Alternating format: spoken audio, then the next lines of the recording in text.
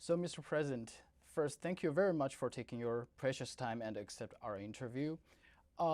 You assume President of General Assembly during a very critical time. We have challenges in multiple fronts. We have the challenges of security and peace. We have the challenges in climate crisis, as well as elimination of poverty. So, what do you think is your priority during your presidency? There's absolutely no doubt that there are several challenges out there. You're quite right. Peace and security, there's a climate crisis, there's a global food crisis, and there's poverty and hunger. There's also a major deficit in development. And that is going to be one of the top priorities of this presidency. As you know, the Secretary General will be convening the SDG Summit next week with a view to having heads of state and government recommit to the SDGs and to make hopefully bold contributions towards getting the SDGs back on track. There are too many people across the globe who are suffering and who need the help, the urgent help of the United Nations and of the General Assembly. And that is certainly going to figure as one of the more prominent priorities under my presidency. But, you know,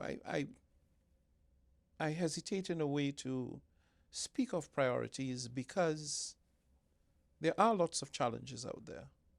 Peace and security is a challenge in various parts of the world. Human rights is a challenge in various parts of the world. Gender equality is a challenge in various parts of the world. What the presidency will therefore be working on is a broad agenda of issues that are in urgent need of being addressed and that will require the contribution, the support, and the collaboration of all members of the international community in order to find workable solutions to these problems. So, we know that nowadays many people they are kind of skeptical about the role of the United Nations as well as multilateralism. As president of General Assembly, what's your plan to revive the confidence of people on the United Nations and multilateralism? Skepticism towards the United Nations and multilateralism is certainly not new. But you're quite right, there has been a sort of sharpening of that point of view in the recent past, unfortunately so.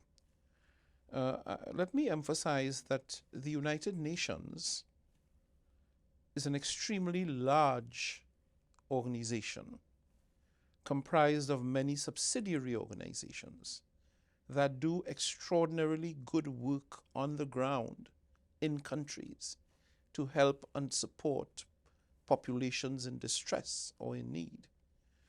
We have agencies like the World Food Programme, for example, and the FAO that are involved in ensuring that world food supplies are adequate.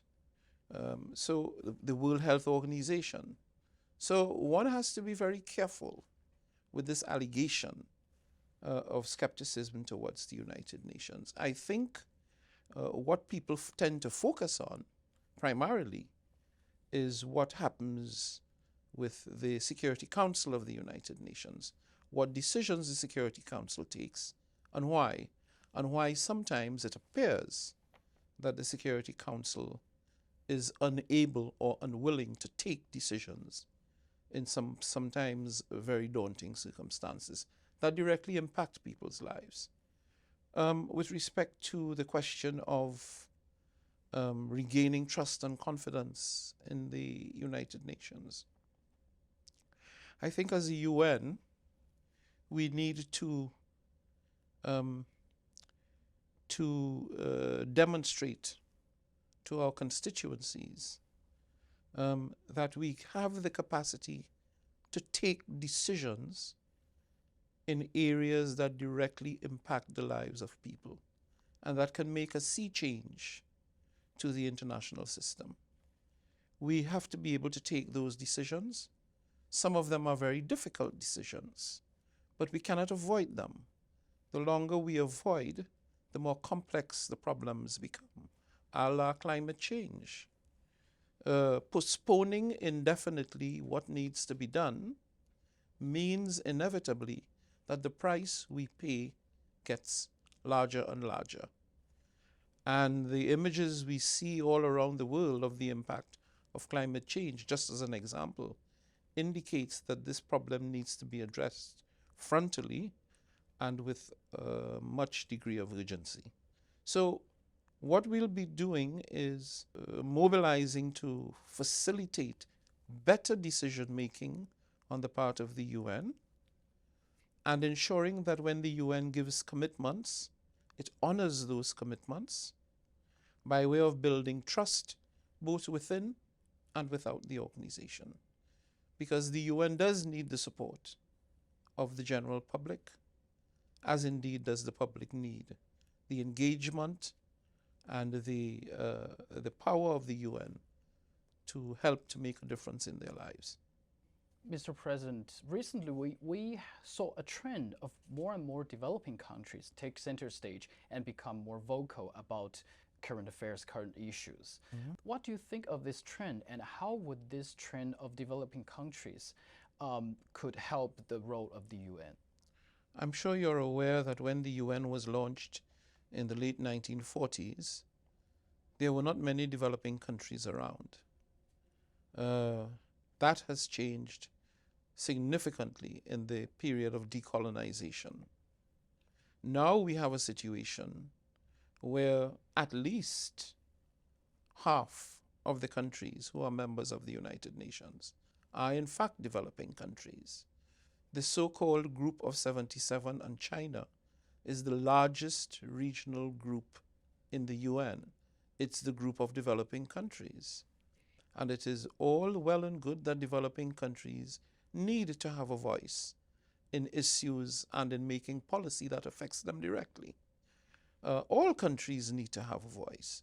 That is why inclusion is such an important dimension of the philosophy of the United Nations and of the General Assembly, that it must make room for and admit countries at all levels of development, in all political systems, in order to ensure that they are represented at the table and they feel comfortable with the outcomes. They can take ownership of decisions to which they have made valid contributions. Developing countries, therefore, have the right and they have the opportunity to engage in this dialogue with their counterparts. That is the nature of multilateral diplomacy. It's an engagement and, in a sense, a battle of ideas. So it's not a question of the big ones getting their way or the small ones being marginalized.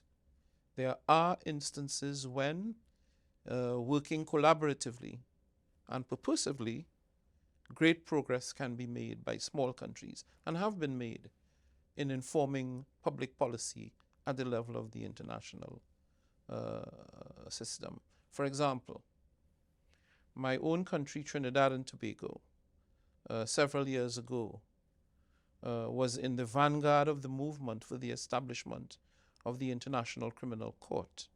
There was a lot of pushback regarding the notion of establishing such a court. The court now exists and is fully functional.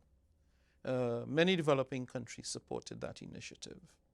In the same way, the law of the sea, we've recently had the BBNJ negotiated. Developing countries played a critical role, the G77 and China, in that process. We're here, we are part of the international system. We are integral parts of the international system. And we want to make a contribution that is valid and that is going to shape the system in a way that caters not simply to the interests of some, but to the interests of all. A great prospect in strengthening the basis for peace and security. What is your expectation for China's role in the United Nations? Well, there's no doubt about it. China is an important player in the system. I would venture to say a leader in the system, an important leader. It's a member of the P5 of the Security Council, and a key player in the system. To a significant degree, China often speaks on behalf of developing countries on some issues. Its long history and experience, I think, gives it a role and a level of respect that is very well established in the UN. And I will look forward to China, given its stature in the international system, to be able to use its stature and its prowess responsibly in a way that would bring benefit to the entire system and to the international community as a whole. Your Excellency, thank you very much for your time. Thank you. Thank again. you. Thank you.